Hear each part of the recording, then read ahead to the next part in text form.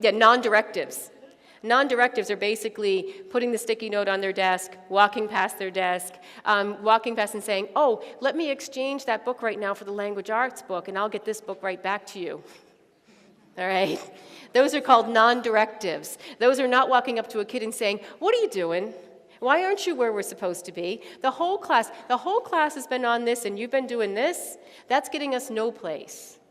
We walk by, exchange books with them, put the sticky note down, stand next to them, anything we can. They don't have a pen, and they're sitting there. And you know how some kids will sit there forever without a pencil or a pen? And then they'll tell you a half an hour, like, well, I didn't have a pen.